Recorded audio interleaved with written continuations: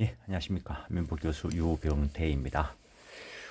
오늘은 이제 정비민사법 완전정복을 가지고 물권부터 보실 건데, 이 교재에서 앞에 물권법 앞에는 계약법을 위주로 해서 민법 총칙을 계약에 맞게 편제를 해서 왔었고, 그리고 이번 학기에 내가 담보물권법을 학교에서 강의를 하게 돼서 물권법은 담보물권법부터 먼저 했습니다. 근데 이제 물권법을 보시는데, 그 물권법 그냥 간단하게 이야기하면 물권에 관한 법이다. 물권이 뭔가를 공부해야 되겠죠. 물권은 특정 물건을 직접 지배하는 배타적인 권리다. 이게 무슨 말인가는 진행되면서 보게 될 것이고, 인간의 욕망은 무한한데 물건은 양쪽으로 제한되어 있기 때문에 그 지배관계를 규율하는 법이 물권법이다. 뭐 이런 거. 어쨌든 형식적으로는 물권법 민법 185조부터 372조까지를 의미하는데, 우리가 공부하는 것은 실질적 의미의 물권법을 공부할 겁니다. 사회적 기능, 사회상권 보장적 기능을 한다, 이런 거겠죠. 물권법과 관련되는 것들, 특별법, 부동산 등기법, 지적법 해놨는데, 이게 지금은 공간 구조에 관한 법이다. 법 명칭이 바뀌었죠. 여러 가지 법이 있고, 담보물권에 관한 특별법으로서 공장저당법, 광업재단저당법, 자동차저당법, 항공기저당법, 건설기계저당법 이런 것들이 있다라는 거. 내가 법무사로 일을 하면서 자동차 저당권 설정은 해봤습니다. 말소도 해봤고, 물론 부동산이야 수수료라는 거고. 그 다음에 기타 광업법 이런 것들이 있다라는 거. 처음 민법 공부할 때 법대 들어가가지고 민법 총칙 들어가면은 민법의 법원 특별법 해가지고 그거 줄치가 외우는 있다는 거. 물권법의 성질, 물권법은 사법의 일반법인 민법의 일부다. 당연한 이야기죠. 실체법이다 이런 거 앞에서 보고 왔고, 채권법과 함께 2대 재산권법 분야에 속하는데, 물권법과 채권법의 특성을 비교해 본다는 거. 물권법은 채권법에 비해서는 대체로 강행 규정이다. 왜냐하면 채권법은 주로 계약과 관련되는 것으로서 계약 자유의 원칙과 관련되어서 대체로 임의 규정적 성질이 많은데, 물권법은 배타성 있는 물권을 규율하는 것으로서 물권 법정주의에 따라서 처리하기 때문에 법대로 해라 이 소리죠. 그래서 채권법에 비해서 물권법은 대체로 강행 규정이다 이런 이야기를 하는 겁니다. 물론 물권법 규정 중에서도 상린관계에 관한 규정, 유치권 성립에 관한 규정, 이런 거는 그 효과가 옆에 사람하고 상린, 이웃한 사람하고 관계, 유치권, 채권자 채무자와의 관계와 관련된 그, 그 첨부, 이것도 효과의 범위가 좁다는 거죠. 이런 것들은 임의규정적 성질을 가진다라는 거. 물론 채권법은 일반적으로 대부분 임의규정이지만 채권법에도 강행 규정적인 것이 있습니다.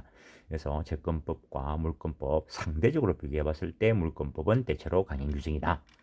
그 다음에 물권법에는 우리나라 고유의 것이 있다라는 겁니다. 물론 이렇게 자랑스럽게 이야기하지만 결국에 남아있는 게 전세권저도, 전세권은 우리나라의 특유한 것이다. 그래서 우리나라에만 있다 이래 했는데, 대학원 수업을 하면서 몽골 학생을 만났는데 몽골에도 전세제도가 있다 하더라고요.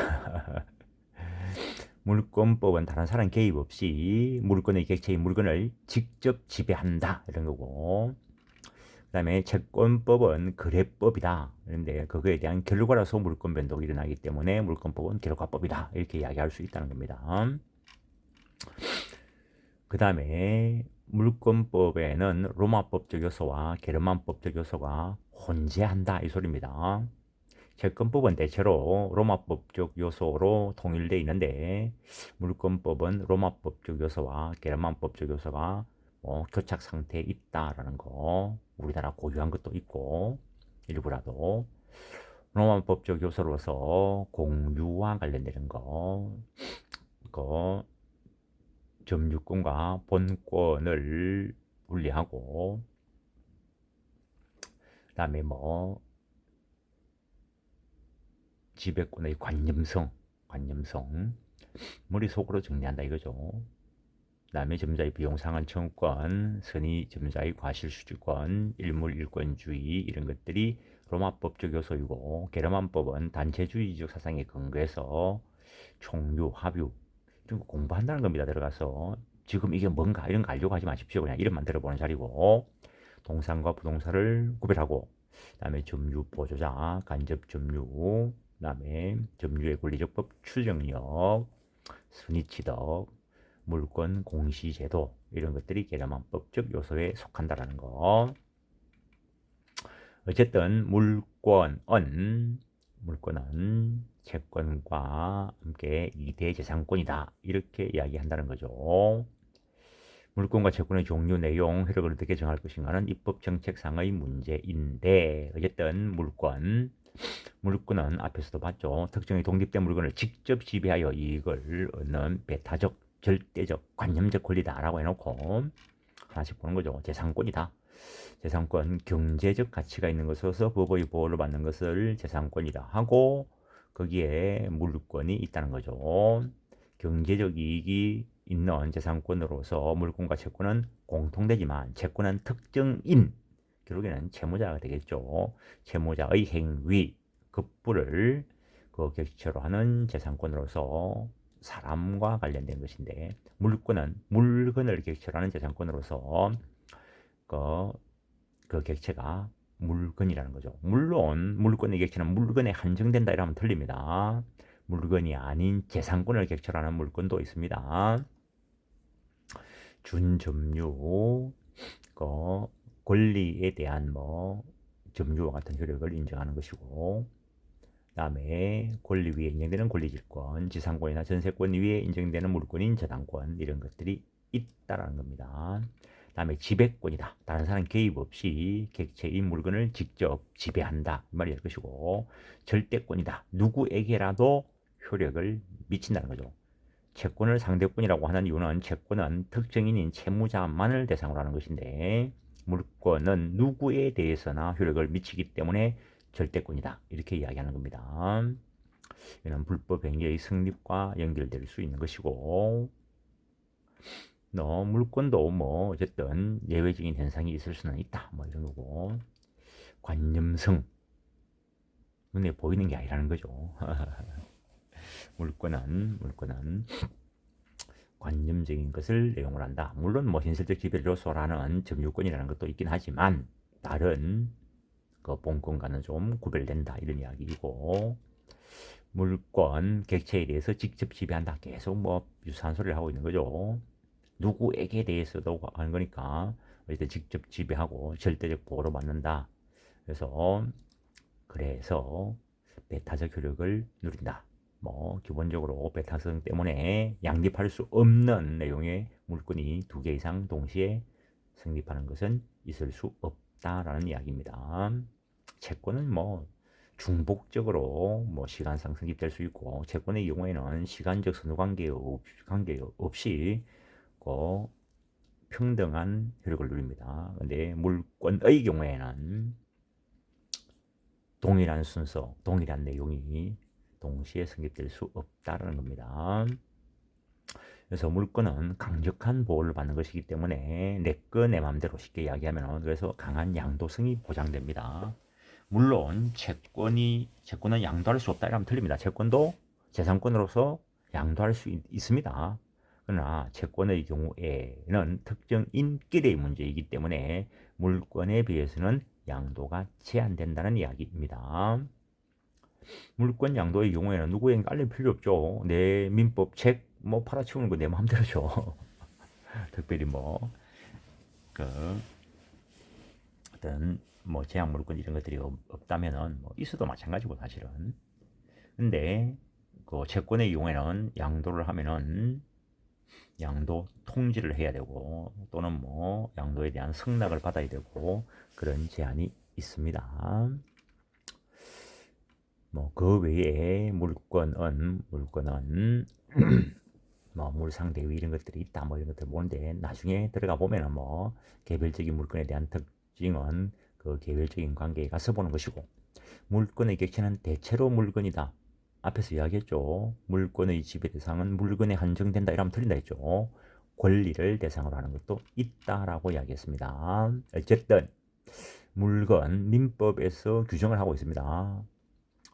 뭐 민법 조문에는 유체물 및 전기 기타 관리 가능한 자연적을 말한다 이렇게 규정하고 있는데 그걸 세분화시키면은 물건은 유체물이거나 자연적일 것, 무체물일 수도 있다는 거죠. 무체물이어도 물건이 될 수 있다는 겁니다. 유체물 형체가 있다? 뭐 쉽게 이야기하면 눈에 보인다. 자연력, 무체물, 형체가 없다. 눈에 안 보이는 것도 있을 수 있다는 거죠. 일단 유체물이든 무체물이든 관리 가능성이 있어야 된다. 관리 가능성이 없다면은 유체물이든 무체물이든 민법에서 말하는 물건은 안 됩니다.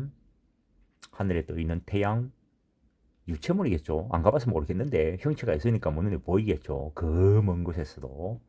그렇다 하더라도 사람이 태양을 관리하진 않죠. 그러니까는 민법에서 말하는 물건은 아니라는 거.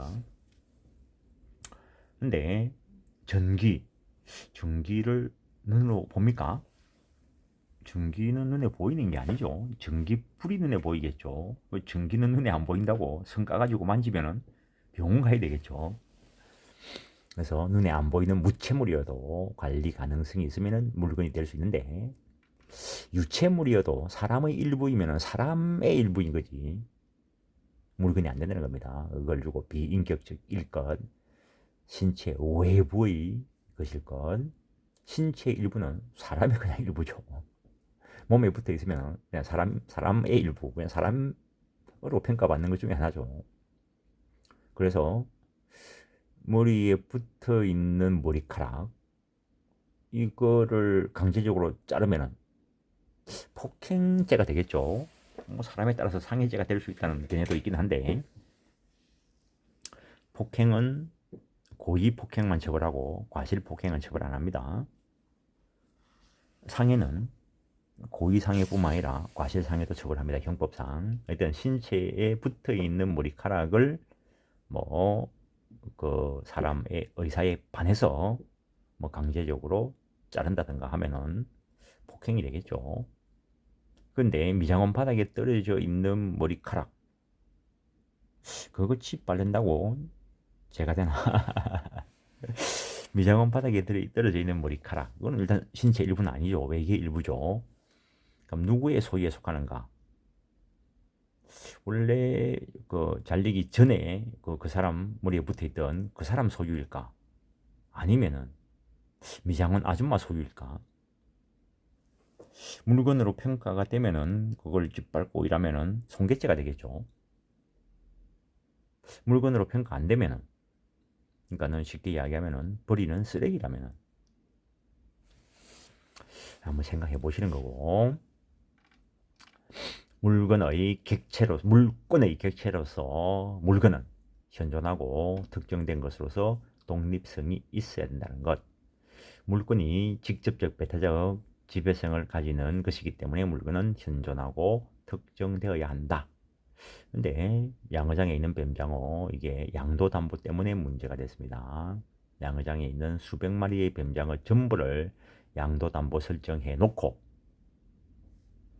이것도 이제 질권하고요, 저당권하고 이런 개념을 좀 알아야 되는데 이 질권 설정을 하려고 하면은 근데 TV를 가지고 돈을 빌리려고 하면은 누군가에게 맡겨놓고 돈을 빌려야 됩니다.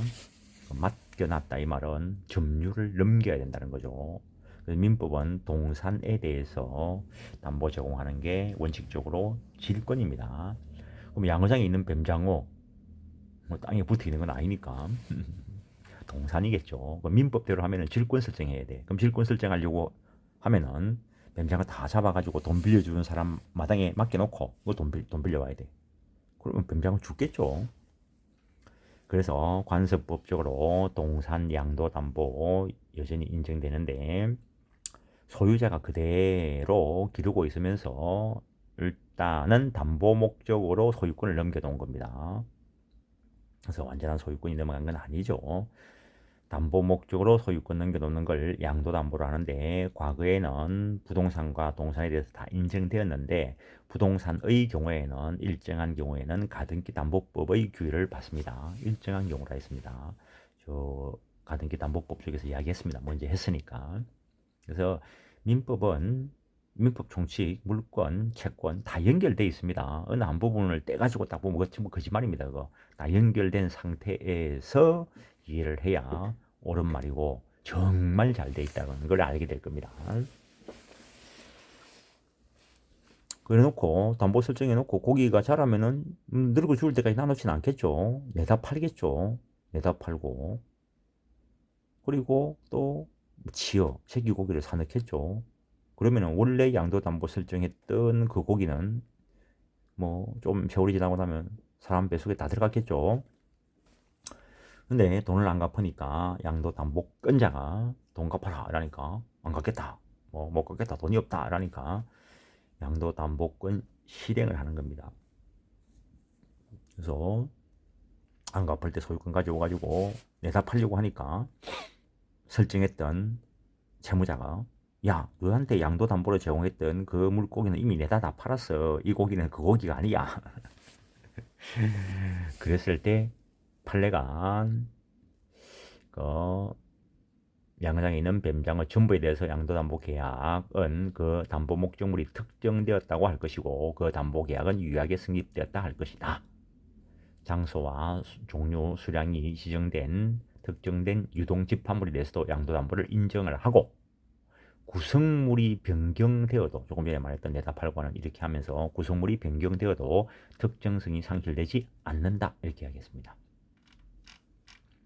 다음에 독립된 것이어야 된다. 물건 일부에 대해서 물건의 성립을 원칙적으로 인정하지 않는다는 거죠. 일물일권주의 나중에 가면 하는데 일물일권주의 간단하게 이야기하면 하나의 물건에 한 개의 물건만 이런 거 아니고 하나의 물건 위에 양립 불가능한 두 개 이상의 권리를 인정하지 않고 그다음에 뭐 하나의 물건 일부에 대해서 물건 성립을 인정하지 않고 여러 개의 물건에 대해서 한 개의 물건 성립을 인정하지 않는 그걸 통틀어서 일물일권주의라는데 현대 사회에는 예외적인 현상이 있습니다. 일물일권주의에 가서 볼 것이고 그다음에 토지 뭐 사람들이 토지하고 흙하고 같은 걸로 뭐 헷갈리는 사람들이 있는데 토지하고 흙하고 다릅니다.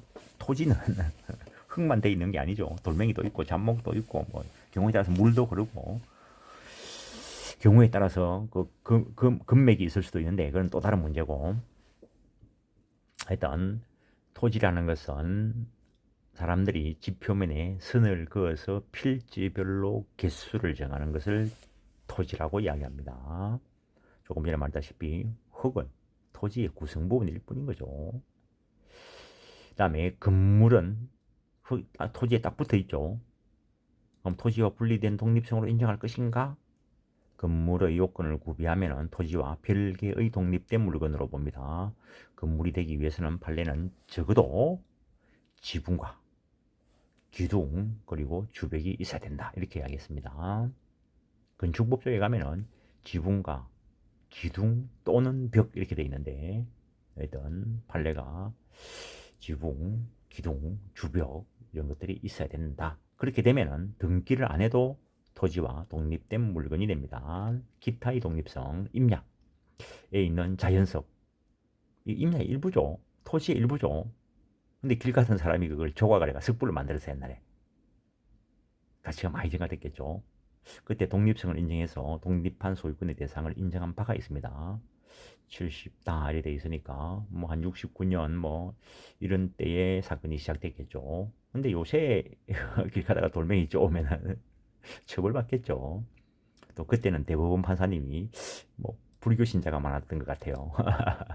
그 이후에 이런 유사한 사건이 뭐 제기된 바가 없으니까 뭐 판례가 변경됐다, 유지된다 이런 말이 없는 거죠. 그런 판례가 있었다. 그러니까 뭐 길 가다가 돌멩이 좋은 거 보고 내는 뭐 이 조각에 조예가 있으니까 뭐 뭘 한번 찍어보자는 거 하지 마세요. 처벌받습니다. 그 다음에 임차인의 정당한 권해에서 정축한 부분이 기존 건물의 구성 부분이 되면은 그 물건의 일부가 된 겁니다. 그냥 정축이라고 말을 써서 그렇지 그냥 벽돌 한 장 올렸다 뭐 이 생각하면 됩니다. 뭐 못질했다 뭐 이런 거. 그거는 그 건물 소유자에게 붙어버립니다. 근데 독립성이 있다면은 구분 소유의 대상이 될 수 있다라는 거. 이거는 물권법을 다 해야 이해가 될 것이고, 그 다음에 물건을 일정한 기준에 따라서 나누면은 부동산과 동산으로 나눌 수 있는데, 부동산 뭐 어느 뭐 유튜브 보니까 뭐 움직이지 않는 재산이라는데 웃기는 소리 하지 말라고 하세요. 국가 하는 거 아닙니다. 법 하는 겁니다. 법. 부동산이 뭔가는 민법 총칙에 있는 조문에서 딱 정의를 내려놨습니다. 토지와 그 정착물을 부동산이라 한다. 부동산이 아닌 것을 동산이라 한다. 딱 정해놨습니다. 구별 실익. 옛날에는 경제적 가치에 중점을 둬서 구별했는데 지금은 뭐 동산이 부동산보다 더 비싼 거 많죠. 저 어느 시골에 땅 한 평 가질랍니까? 뭐 요즘은 시골 땅도 되게 비싸죠. 옛날에는 이런 예를 들면 이해가 됐는데 요즘은 시골 땅도 너무 많이 올라가지고 이런 예가 좀 곤란해. 금반지 10동 가질랍니까? 근데 요즘은 공시 방법을 가지고 본다는 거죠. 지배 법리가 다릅니다. 부동산을 지배하는 법리, 동산을 지배하는 법리 정리를 해놓은 거고, 이런 것들은 나중에 공부가 다 되고 난 뒤에 그렇지 그렇지 확인하는 것이지 이거 외우는 거 아닙니다. 그런 거 외우다 보면 민법 공부 못합니다. 토지와 그 정착물을 부동산이라 한다. 토지는 부동산이고, 토지가 뭔데 아까 이야기했죠. 지표면에 선을 그어서 필지별로 기수를 정하는 걸 토지라 한다. 토지의 정착물, 토지의 정착물, 토지의 정착물도 여러 가지가 있겠죠. 토지에 딱 붙어가. 그럼 웃기는 소리. 토지는 안 움직입니까? 지구가 움직이는 줄 다 알면서 토지는 안 움직인다 이러면 그것도 좀 곤란한데.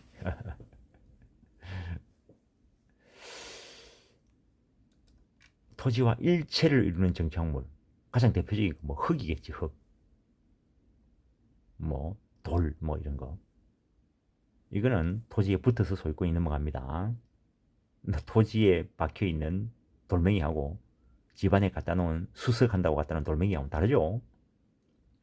집안에 갖다 놓은 수석한다는 그 돌멩이는 동산이고, 토지에 있는 그 돌멩이는 토지의 일부로서 부동산이죠. 건물의 경우에는 항상 우리 법은 건물의 요건을 구비하면 토지와 별개의 부동산으로 본다는 거.